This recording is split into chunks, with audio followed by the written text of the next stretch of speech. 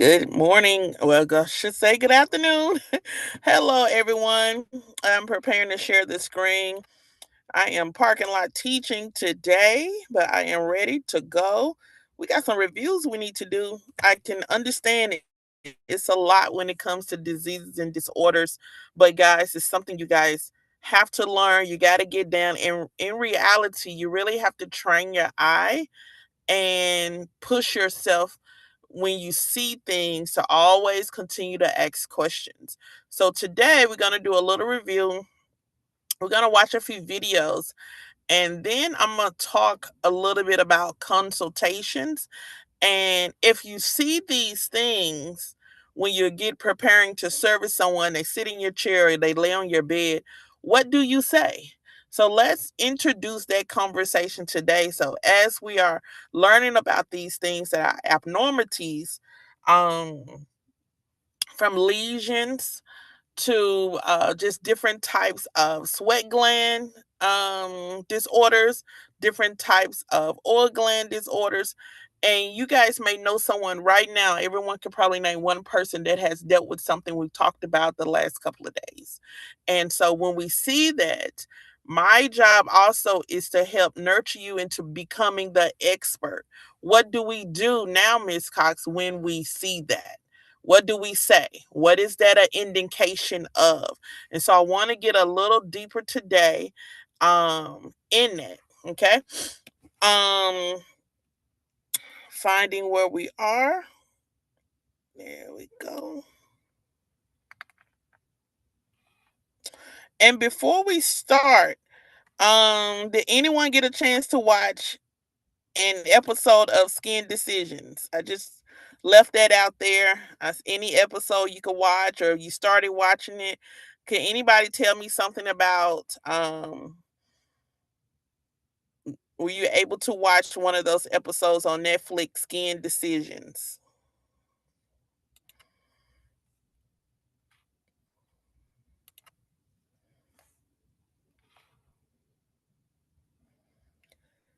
Making sure my mic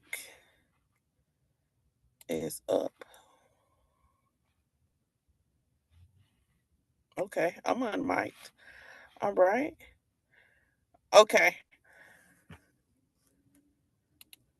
let's see what the chat is going. Melissa. Okay, what Melissa had going on. Okay, Kinsey says not yet. Paquetta says I was not. Okay, yeah. Paquetta, I pray your family is doing well. Ooh,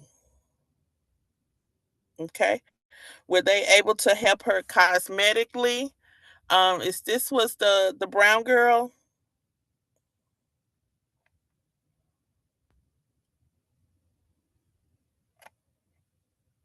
And I think they ended up doing some plastic surgery on her.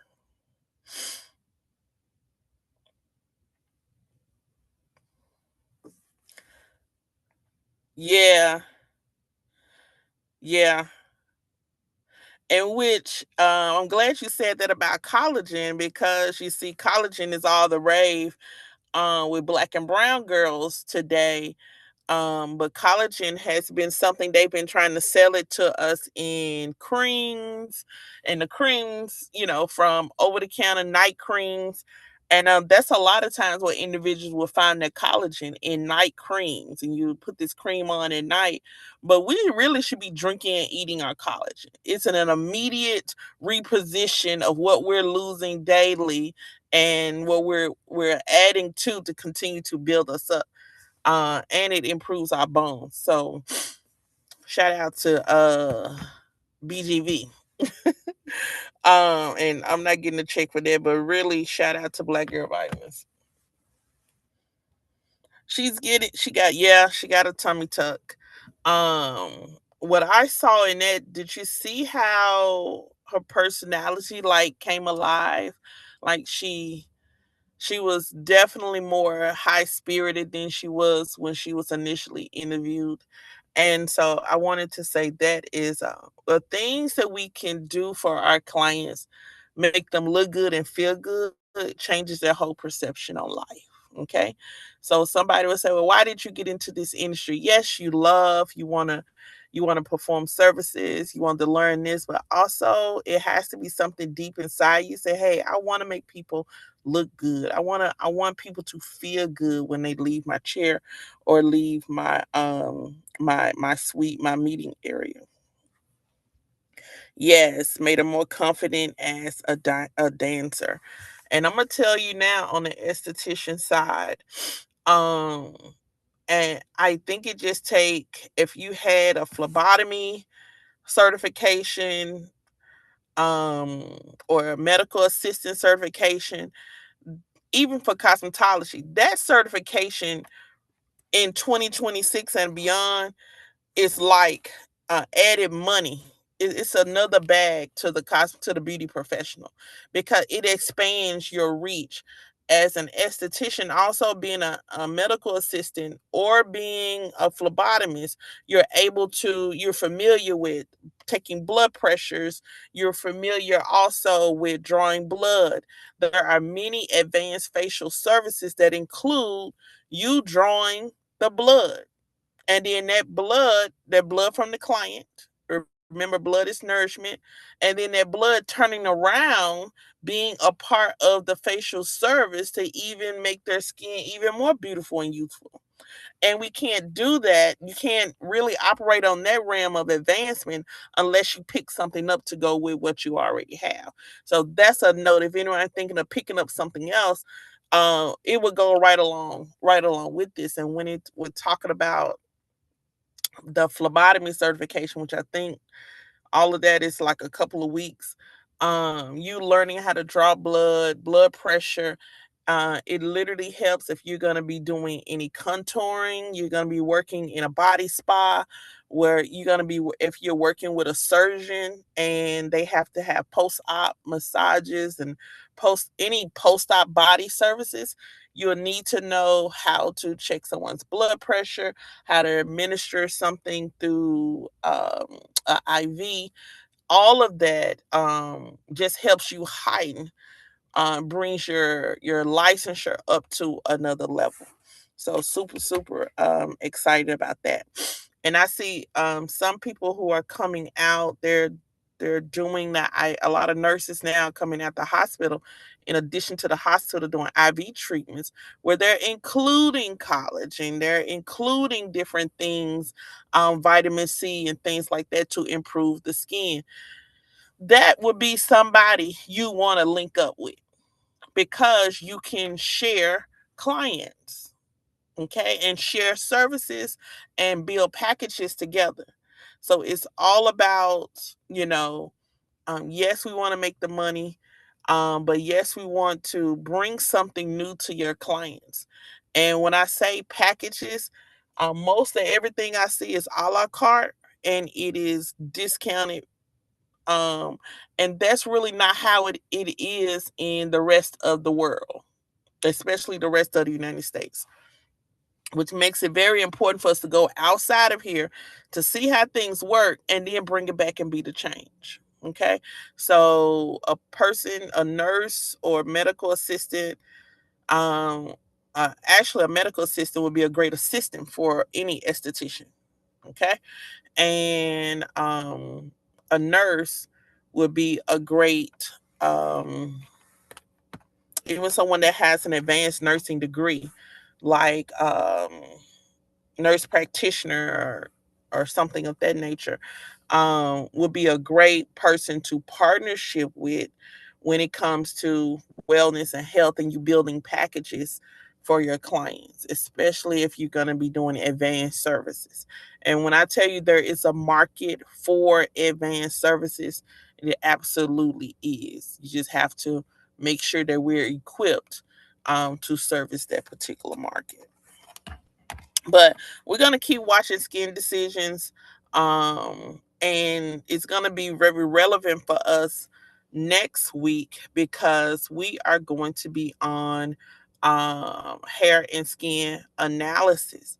And so in the cosmetology sector, I see a lot of people on social media doing consultations via, streaming of Facebook, We're going to look at some of those consultations, and also we're going to look at a couple of have a couple of assignments with skin decisions, because the best way to understand how to deal with the client is to deal with the client. Learn realistic, um, have a realistic opportunity to actually talk and deal with the client and be very transparent in that. Okay, so let's go to our first video. And this is a skin lesions overview. And from there, afterwards, I'm gonna have a couple of questions. As if these individuals came into your business and wanted a service, what would we do? So let's look at these skin lesions. Look at this video and as an overview. 1 minute 55 seconds. Lesion.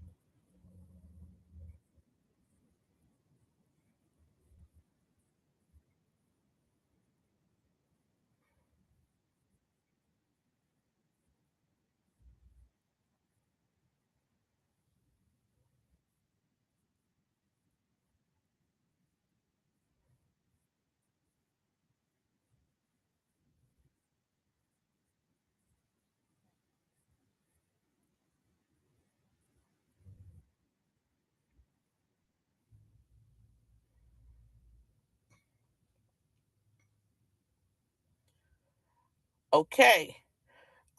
Where they just left off was saying a scar. Here's the thing: we probably have all have seen it a lot as well, on someone arm, leg, or whatever they may have had. Too hard to heal the injury. Let's see if we can go back.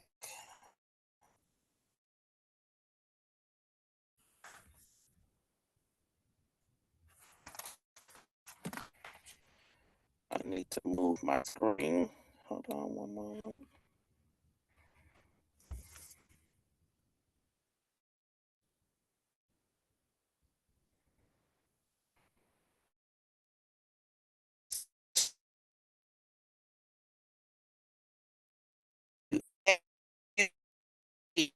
That tissue does not.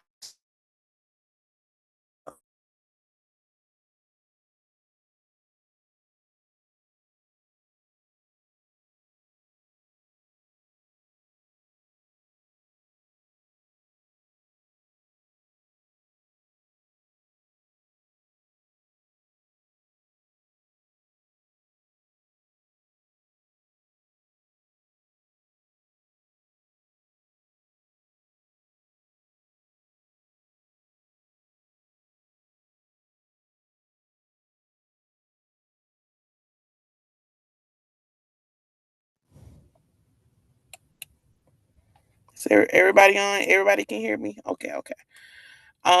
As they age, they want to look good and they want to feel good. Let's see. Okay. So since they want to look good and feel good, this is what statistics say. They're willing to pay the money for the product that will make them feel more useful. So you think about, who do you see always in the salon? Or you said, Miss Cox, well, where do you think the money is right now in the salon? What age group has the money in the salon? Or what do you think, what market should I be catering to? I want you to never forget the seniors. Never forget those, I would say 40 and up. I cater to 40 and up. I never forget those 40 and up because one, they're going to be set. They're kind of like not bouncing all over the place trying to find the trend. Oh, she good over here, I'm gonna go over here. Oh, she got more followers, I'm gonna go over there. Usually someone who's 40 and up, and I want to say 50, but I want to say like 45, I guess, and up. They're pretty much a little settled. They checking spirits and atmospheres, and they know who they like, and they flow with who they like, no matter what anybody else say. So they may not choose the most popular person, but it's probably the best person that takes care of them and that's considerate of them and their hair, their skin. So I think that's where the market is that 45 and up. These individuals also have a steady income by now or not in retirement. So they have residual income to purchase retail product to help you take care of their skin and their hair. And they also have the consistency they should to come and get services on a regular basis. So, as an esthetician, our services are not essential. As a hairstylist, a cosmetologist, I won't say essential, but if they don't get a facial or a brow wax, and if they don't get their hair shampooed or braided, will it kill them? No. Okay. So this group of individuals have the consistency, the time, and the money to say, we want to invest back into us. After we pay our bills, after we take care of our dire daily necessities, shelter, food, water, I want to dab into luxury. And the luxury for them could be coming to get their nails done. The luxury could be coming to sit in your chair and getting their hair done without the kids. The luxury could be, them coming into your treatment room, scheduling the facial with you. They look forward to that facial or whatever treatment you say. And then they'll say, whatever you want to do. That's the group of people I like to service because they know it takes money and effort to get to where they want to go. And I'm going to spend all my time with them and I'm going to make sure whatever issues they have, even related to any of these lesions or any disorders, I find something. I'm always working to make them better. Okay. And so I find that is the group that we definitely have to look at. And I hit something. So hold on one moment while I log back in.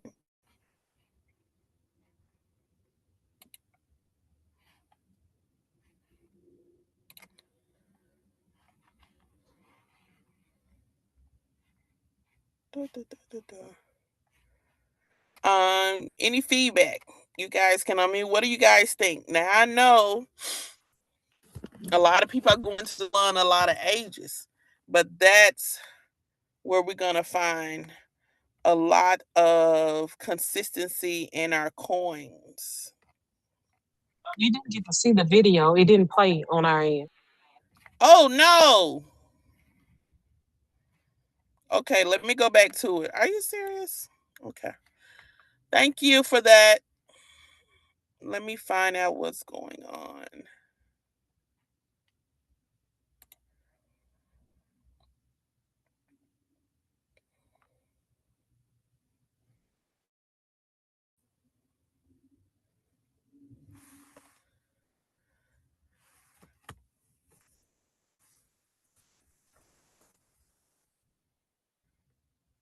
Okay. Share.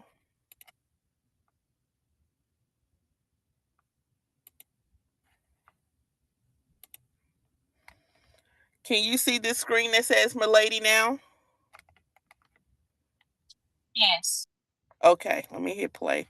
My apologies. Primary lesions are in the early stages of development or change. They are characterized by flat, non-palpable changes in skin color or by elevations, such as vesicles or pustules, formed by fluid in a cavity. A bulla is a large blister containing watery fluid. It is similar to a vesicle, but larger. A cyst is a closed, abnormally developed sac containing fluid, infection, or other matter above or below the skin. An acne cyst is one type of cyst. A macule is a flat spot or discoloration on the skin, such as a freckle or a red spot left after a pimple has healed. Macules are neither raised nor sunken. A papule is a small elevation on the skin that contains no fluid but may develop into a pustule. A pustule is an inflamed papule with a white or yellow center that contains pus. Pus is a fluid consisting of white blood cells, bacteria, and other debris produced by an infection. A vesicle is a small blister or sac containing clear fluid. Poison ivy and poison oak produce vesicles. A scab on a sore is an example of a crust or dead cells formed over a wound or blemish during healing. Crusts result in an accumulation of sebum and pus, sometimes mixed with epidermal material. A fissure is a crack in the skin that may penetrate into the dermis. Fissures are seen on chapped lips and hands. A scar is a discolored, slightly raised mark on the skin formed after an injury or lesion is healed. The tissue hardens to heal the injury. All right. So now that we were able to see that video, what are we thinking now? We see what they actually look like. So if a client came in with a papule, came in with papules, and I'm getting to somewhere. Um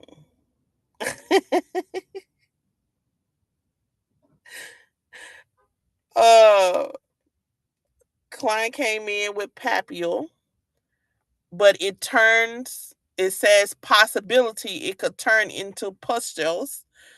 You said, Miss Cox, what did you just say? Client comes in with bumps. We just gonna call them a bump. Looks like a pimple, but it doesn't have pus yet. It's dry. But it could come in, it could eventually become a pustule, which is simply, y'all, a pimple with pus. Okay? So what could we do? Client comes in. What kind of questions will we ask? We notice they got some bumps. We notice that it's not oily, it's dry. But if you leave it there with all the oil and sweat, we know that builds up every second. It could turn it, and we don't know what job they do. Their hands dirty. We don't know who touching their face or what. So germs could be contacted at any time.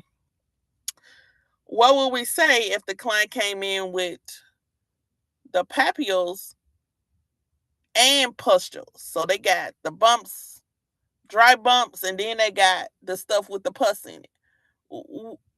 What do you say? Go into the chat.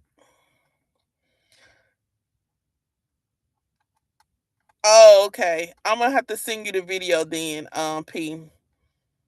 Yeah, glad to know the difference. Glad to know the difference. And here's the thing: if you don't treat one of them when they're at the papule stage, it's gonna eventually get worse. Pus is a sign of infection, so we don't want to see no pus. We don't want to see no pus. And when people say that, oh, let me bust that bump, run, run. Because one, you're not gonna touch me with no gloves on. Whatever's in those fingernails, y'all, is what is also transferred to the skin. And if you know someone that's really they take good care of their skin, and then they get a bump or whatever, then they're like, man, look, freak out.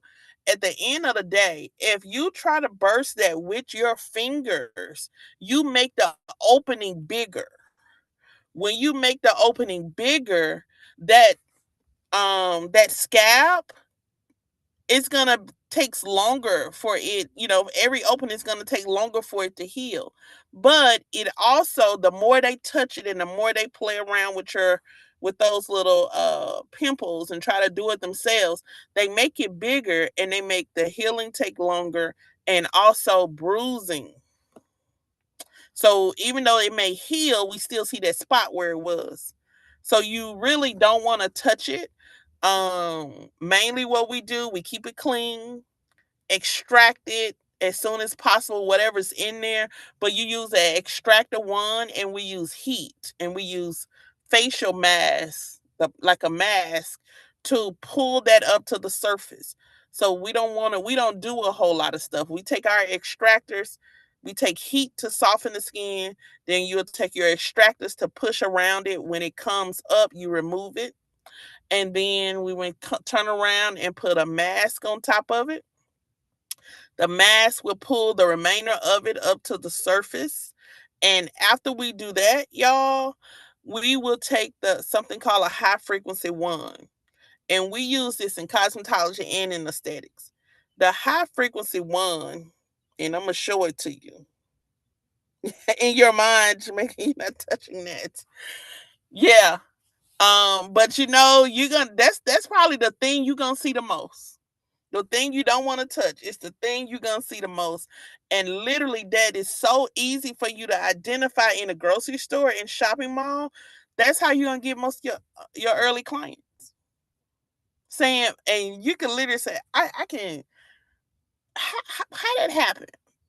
I can take care of that. Come see me. And people are like, what? You can? I can take care of that. Come see me. Yeah. That's how you're probably gonna get, because I would have students say, I don't want to, I'm never gonna do finger waves. And that's because all my clients want finger waves. So the thing you be like, I ain't gonna do, sometimes just be a setup. But literally, that is a way to pull in, especially if you learn how to take care of that and you can minimize scarring, and boom, you will um let me see, Q. You will be all right. And my stomach is growling. Okay, I want to show you this.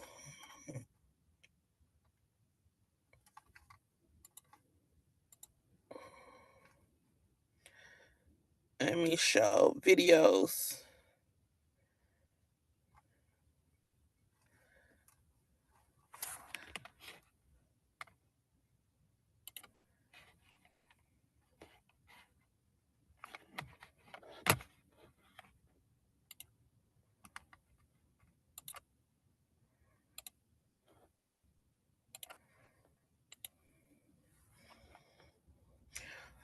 Once you would clean it out,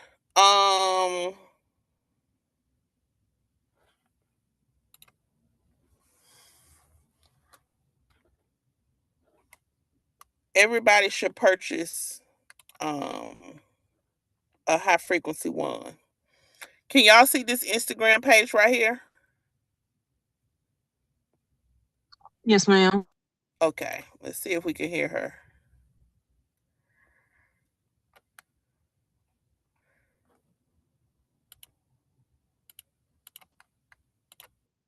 It scares a lot of people. I would say that this is one of my favorite additives to any treatment. Not only is this going to help close pores, help with inflammation, help with blood flow and circulation, it also aids in lymphatic drainage, and it helps calm and soothe the skin and can help clear acne. This uses an oscillating current to help stimulate the skin and boost collagen and elastin production, elasticity, and help aid in inflammation, redness, all of the things. One more time. Ouch! Just kidding. This is a high frequency wand. Does that sound scare you? Well, it scares a lot of people. I would say that this is one of my favorite additives to any treatment. Not only is this going to help close pores, help with inflammation, help with blood flow and circulation, it also aids in lymphatic. Okay, so let me pause right there. Everybody should have a high frequency one in and sell it as an upsell to a service, okay? Because not only did it say it clears pores, it helps push circulation, Drainage, and it helps lymphatic drainage, so it gets rid of swelling, okay? Puffiness in the face, puffiness around the eyes, and things of that nature. But when it comes to hair care, it it pushes the blood, it rushes the blood into the areas where hair has not been, where hair has not been able to grow. When that blood gets into those areas, such as the back of the nape, the top of the head, the edges, then you start to massage and work this light in here. Um, as you roll it around those areas, that blood is coming to those areas. So those areas that has not fed off of anything, or blood has not reached those follicles, it now starts to reach the follicles, and you will start to see hair start to grow back in those areas if it is alive inside of the scalp. So definitely that's something every cosmetologist need, and that treatment has been around for decades. And so when individuals are coming to you about hair loss or hair being weak or just scalp being tight or scalp being dry, we need to actually get that high frequency one and include with your conditioning treatments or whatever serum you're using for hair growth, whatever they say. After you apply that and massage it in, you have to go behind with that high frequency treatment. It's going to push whatever product or cosmetic you had deeper into the place where it really needs to work. As an esthetician, once we clear pus and everything out of that pimple and things of that nature, we come back with that high frequency one that she's using and we go across it. Okay. For Tennessee, we cannot use this one, y'all, on the face without a gauze. We got to have a barrier. So we got to have like a bandage gauze. That gauze has to go over the face, then we can use the high frequency. That's our state law. It may be different in Georgia, different in North Carolina, whatever. But in Tennessee, they're still kind of old school. They make us put a gauze on top, okay? Because we're using electricity. We're using electricity. And so once that pimple is cleared, we put the gauze on top. Then we take the high frequency across it. Y'all, call your client within, you may even see the difference before they leave.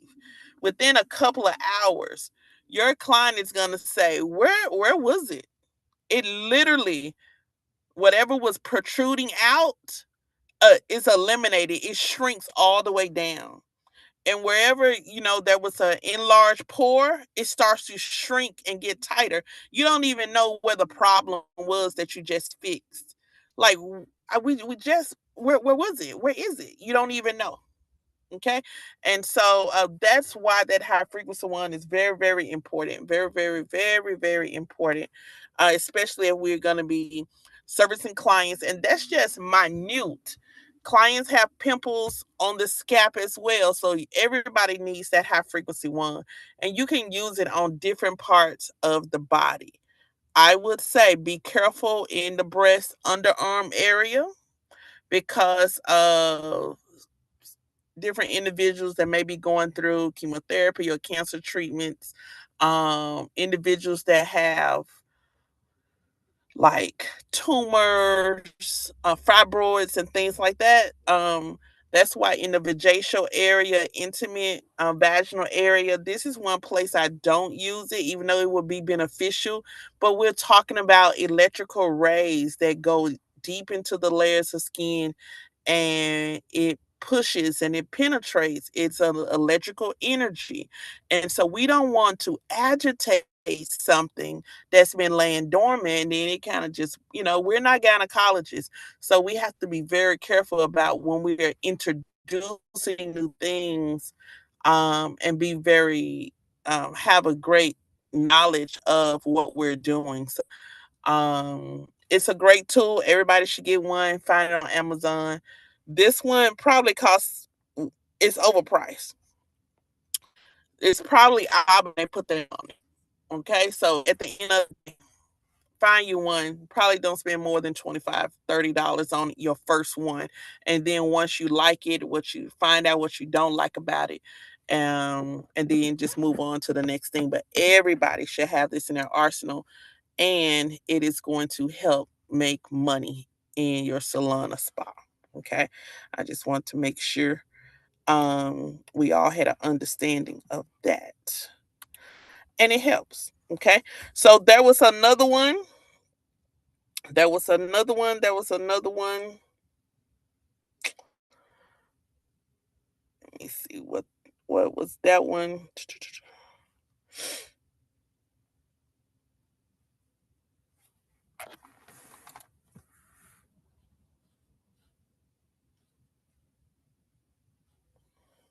Vesios. Vesios are blisters. Sometimes can come from hives. So your client comes in with that on her cheeks. Even when doing makeup, it's not recommended because those, even though it may be a clear fluid, but we need to find out where that comes from. And then a lot of times, the particles from brushes and things like that can spread. So, yeah, if they have that come on, if they come sit in your chair and they want some makeup and they have those blisters like on their face, you're not able to service them. Freckles, are we able to service clients with freckles? Yes or no?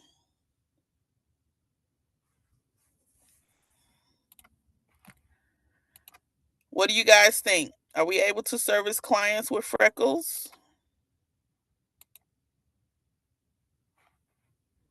Yes, they're harmless. Yes, yes.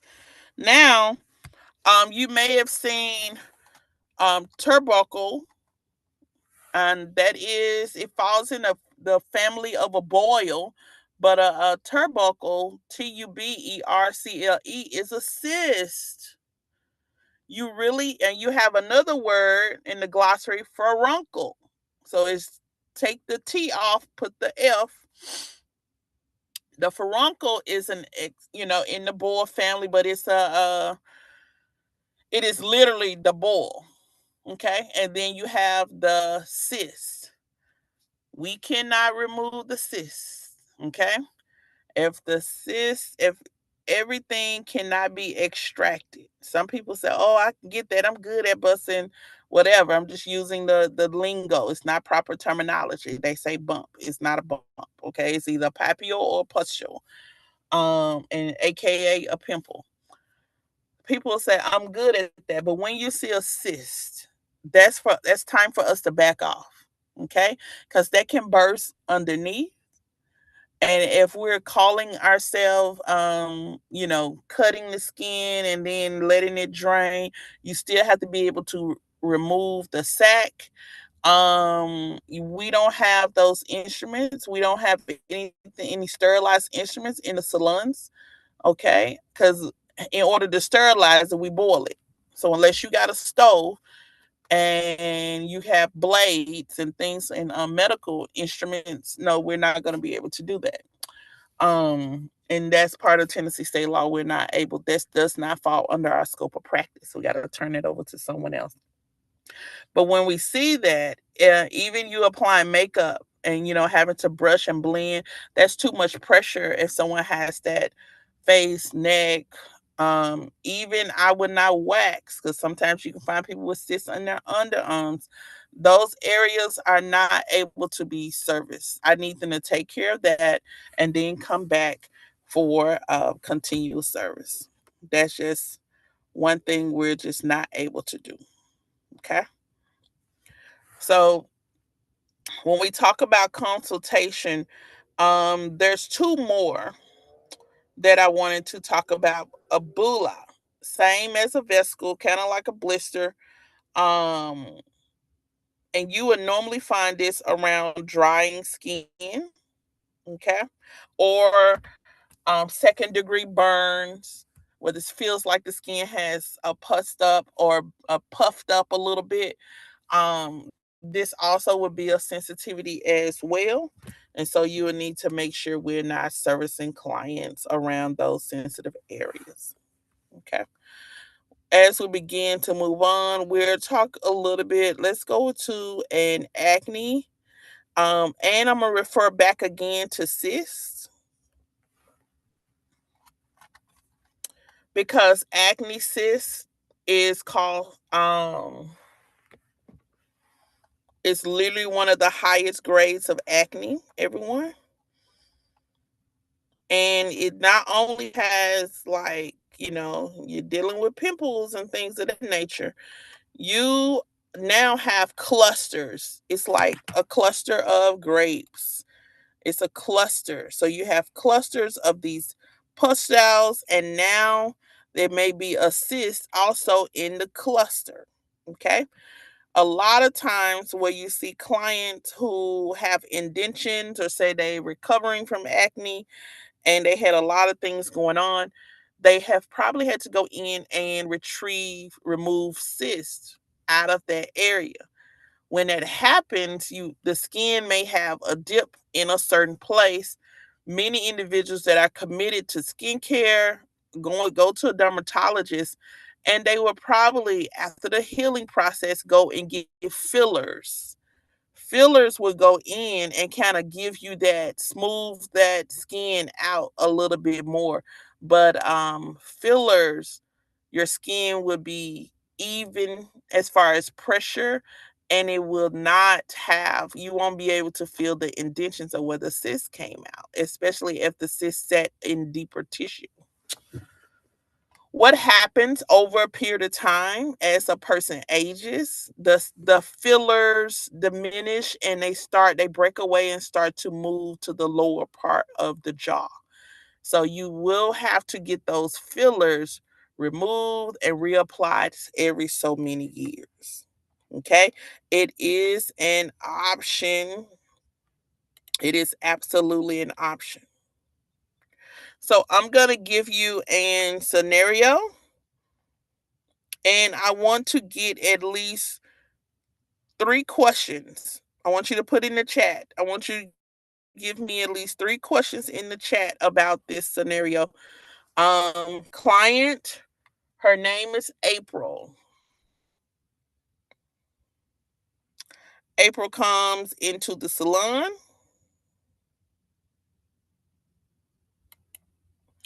April comes into the salon. April has never had a facial, and April has never had a professional salon service. April works at a warehouse. April's skin is dry and she has some dark areas on her jawline.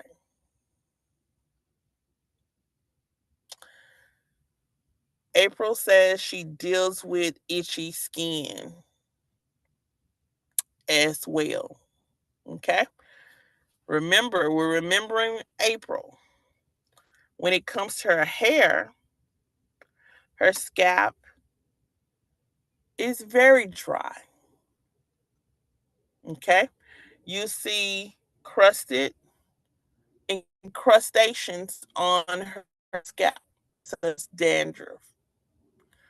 What questions do we ask April to find out what she has been doing in her daily routine for the last 3 months?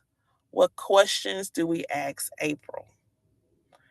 Um, Before we ask April those questions, can somebody give me what April, just give me a summary of what's going on with April?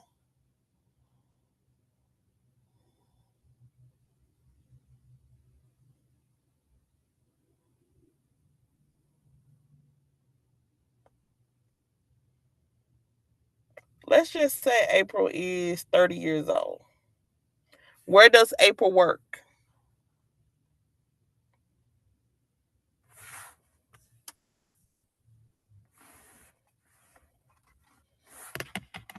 Where does April work?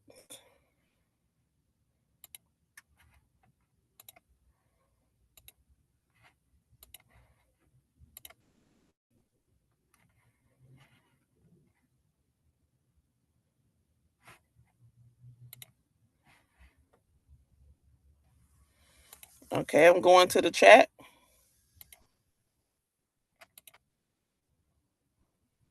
All right.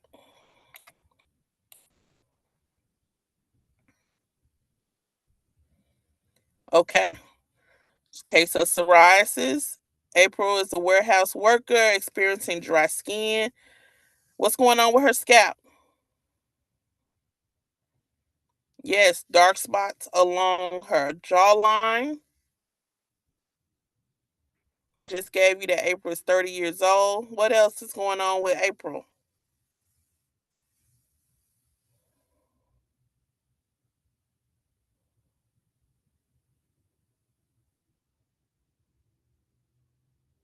She has those dry patches on the side. All right, so and is she says she has she itches. Yeah, come on, Jamaica.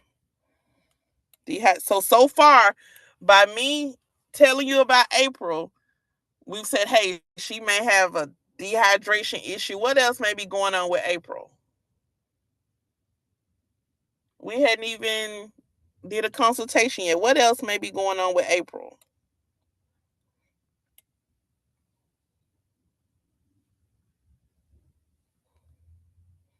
Dandruff. Okay. All right. So, guys, as professionals, what this chapter is teaching us, and it leads into another chapter, you're going to find people in the grocery store in your everyday walk of life coming to your salons and suites with these things. And you have to figure out, where do we go from here? Number one, I would ask April, I would take a huge moment to think about where she works. She works in a warehouse. I would ask April, do she touch her face a lot? What's her routine when she go home? I would ask April, what's her routine when she goes home? Because when you leave work, one, the warehouse may be hot, it may be sweaty. You work a full 40-hour shift? That's gonna help me understand where she spend most of her day. Okay. Um, and if she's touching boxes and things like that, that's pulling the moisture out of her skin. Okay. I'm also gonna ask, what's her routine when you go home? Yeah, she may tell me she eats. We'll come back to that. But it's time for you to go to bed, I want to know everything. What do you do for maintenance when it's time to go to bed? She would say, I just go to sleep. Okay, so that tells me April needs a maintenance routine. She probably does not cleanse her face properly. She could bathe, but she may not do anything to her face. I know a lot of people take showers and don't wash their face. So I need to educate April about cleansing. She's never professionally been to a salon service. That's where dehydration comes in. There's a lack of water somewhere, but I would ask April questions even from childhood. Have you always had dry scalp? Have you always, when did you notice that your skin was dry and you with dry scalp? Want to, find out how long that's been going on.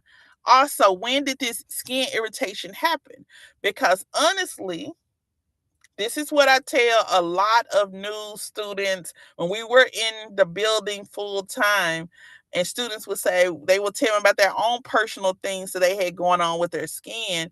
And anybody that comes in, any young lady or young man that would come in and tell me that they had breakouts, or itchiness on the jawline or the face.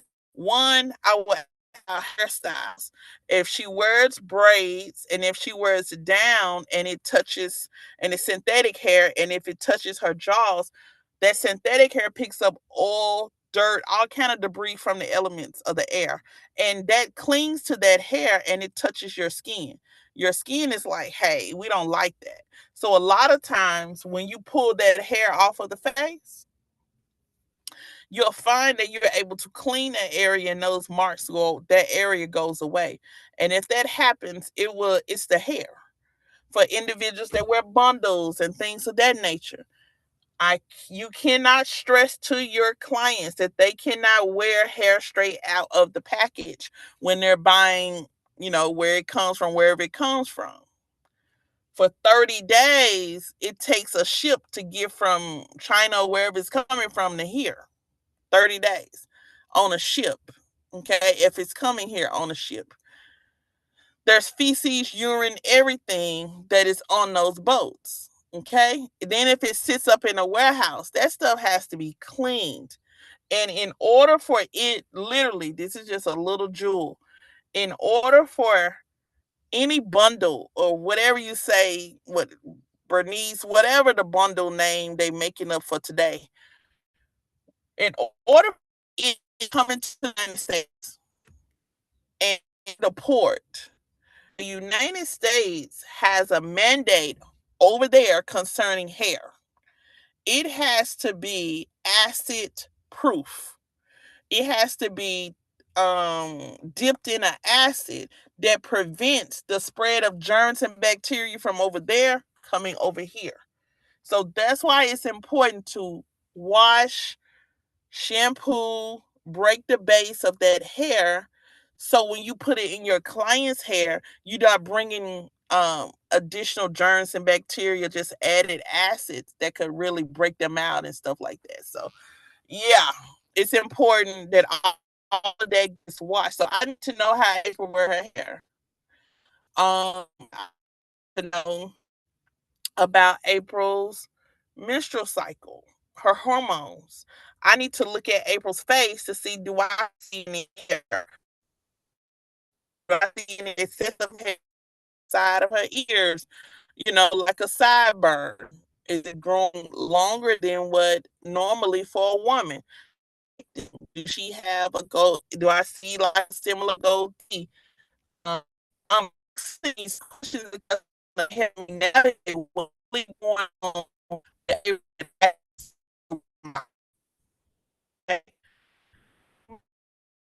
I want about those uh, hormones or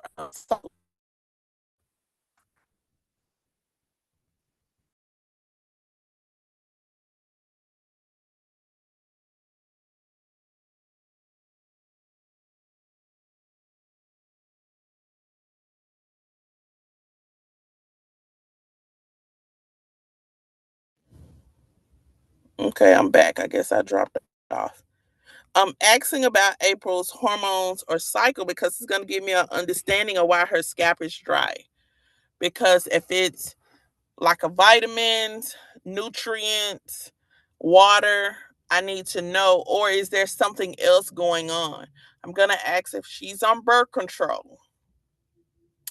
Not only pills or shot, I'm going to ask her, do she have any in um anything, any implants or anything like that?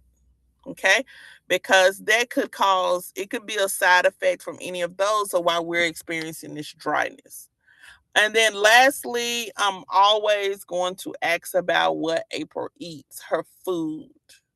Now, snacks like chips, candies, sodas really pull moisture out of our skin and out of our for our scalp. So we tend, the backdrop of eating those and ingesting those would be the drying of our skin and the drying of our scalps. Okay. So April just a regular person that comes in, wants to get a service done, but our job now, we pick up, we're responsible for April. We got to figure out what's going on. And so those are the questions that we have to build up, that we got to learn how to ask, and we got to take it from one question is going to lead you to another question. Once we get all that good information, we make April comfortable with us, that April's able to express herself and not feel like she's under a 20 question um, date or something like that. We make her comfortable. Now, we then decide what we're going to do. So you're going to see this all the time with April and however many other people. But your next person may be Miss Gladys. And Miss Gladys was just told that she has cancer. What do we do then? How do we service Miss Gladys? Okay. Then you may have someone else that says, hey, I have herpes simplex 1. Do anybody remember from yesterday the difference between herpes simplex 1 versus herpes simplex 2?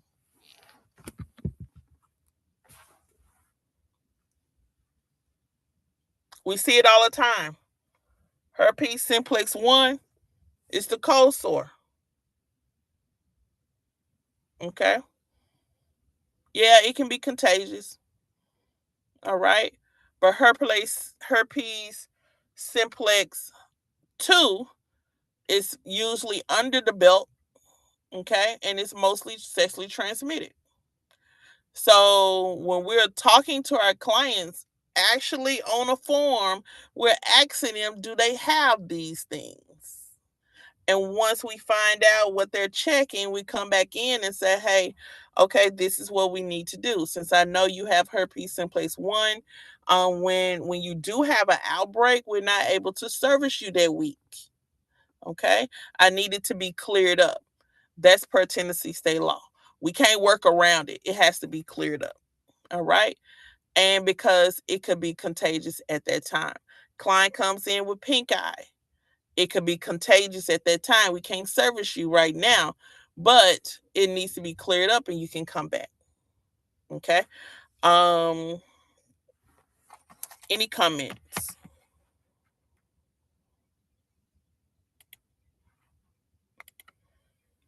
Comments.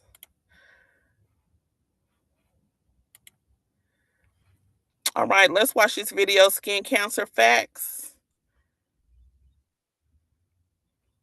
And we will do commentary afterwards. Can y'all see this? It says skin cancer.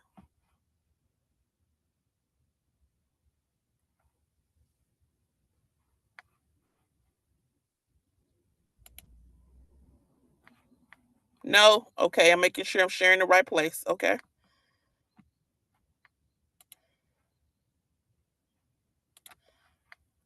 I'm glad I asked that question first. All right. Unmute and tell me yes or no. P, what you see, P? Yes, skin cancer. Awesome. Thank you. Okay, y'all. It's only 42 seconds, so hold on tight. Basal cell carcinoma is the most common and the least severe type of carcinoma. It often appears as light, pearly nodules. Squamous cell carcinoma is a more serious condition than basal cell carcinoma. It is characterized by red or pink scaly papules or nodules. A malignant melanoma is the most serious form of skin cancer. It appears as a black or dark patch on the skin that is usually uneven in texture, jagged, and raised. All right. So when we talk about cancer and melanoma, it's a fact, guys. We see this with our clients. It's not for us to diagnose. I've stopped to share. It's not for us to diagnose, but it's definitely an opportunity for us to say, hey, this is something that needs to be checked out. You would say, Ms. Cox, why do we need to know that? The same reason why they're requiring us to have domestic violence certification, because the people see us as, and we are indeed, just correction from earlier, essential.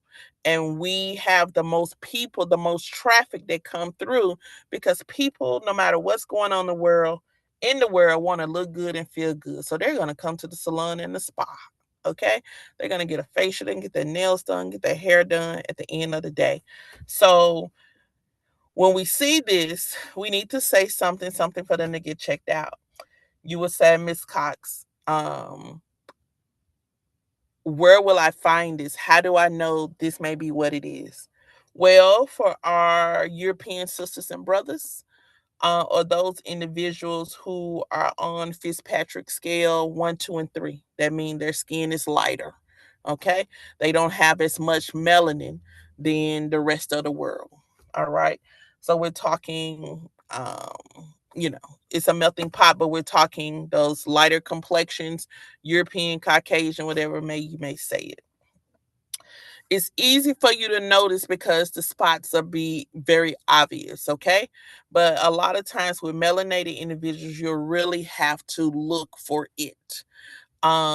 Most black and brown people, you would the the case of skin cancer is very a low percentage. So majority of skin cancer, when it comes to what we're looking for, as clues, are going to be on our European brothers and sisters. Okay. A lot of times when you hear clients say beach, beach, beach, going on vacation, beach, beach, out in the sun, beach, beach, those individuals that spend more time out in the sun have a higher chance of receiving or having these symptoms of skin cancer. Okay. Um, we can confuse some things as mossios, which are freckles, and we can confuse some things as in we just say we throw it away as age spots, okay? And sometimes it is age spots, and sometimes when you start to see new spots come up, you're like, hey, that wasn't there a month ago, that wasn't there 2 months ago, this is a new spot. Those spots need to be checked out. Okay. So when it comes to this form of uh illness and recovery, it has hit it is not just hitting one type of people, one culture, it affects everybody. Okay. But as a beauty professional, you say, where do we stand in? If you would like to specialize in servicing clients that go through chemotherapy, go through radiation, go through the cancer bout to the other side, the recovery, if that's a place that's sweet for you and you want to work, guess what? There's a lane for that. There's additional training you can get all across the city. There's something called a Look Good, Feel Good Foundation. They will train you on how to deal with clients that are going through different stages of cancer. You will be on a directory list. And it's not just hair. They have estheticians on the list too. So that you'll be exposed to a group of people that just want to deal with people that know what they got going on. Okay. Also, there are advanced training schools across the country that you can go spend a week or two at, that will train you on how to treat clients that are going through oncology cancer. So if that is something you would like to do, learn about it. And you may have to do it on your spare time, but remember, your common market for most of us is going to be women.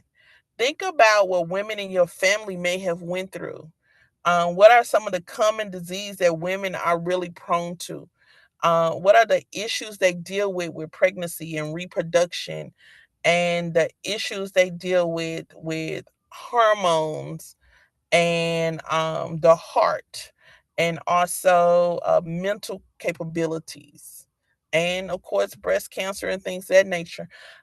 Although I love what I do, I also gotta also learn about what's going on in the world pertaining to these things that affect my market. So when these women come sit in my chair, I'm able to help them just a little bit, okay? Just a little bit, help make their day by knowing what I'm doing because I understand what they're going through. So that's something to check out as well. We will be back on tomorrow. We'll be back on tomorrow, 10 o'clock. We are going, I would love for Kenzie and P to come back on too, because we're going to move into consultation. And remember, stay board prep, y'all, on both sides. Consultation is heavy. Also, disease, disorders and diseases got a couple of questions in there too. So tomorrow, I do want to look at the state board reference to diseases and disorders and also consultations. So I want you guys to jump on. I think 10 o'clock is going to be fine. I don't have an appointment till tomorrow evening. I got another appointment. I'm just sitting in the parking lot for waiting on my second appointment now. But tomorrow, 10 a.m. Let's look at the state board, how it references what you should be looking forward to when it comes to this chapter on the state board, and also the next chapter, which we're just gradually moving into, that is consultation and analysis. Think about what I said about April. You guys have to be observant. Start training your eye now. Watch a Skin Decision episode, okay, on Netflix, and we'll move on from there tomorrow. Y'all have a blessed and amazing day. It's always great to teach you. I pray that all is well, P, with your family. If y'all need anything, I'm in between doctors today, so text me. Y'all have a great day.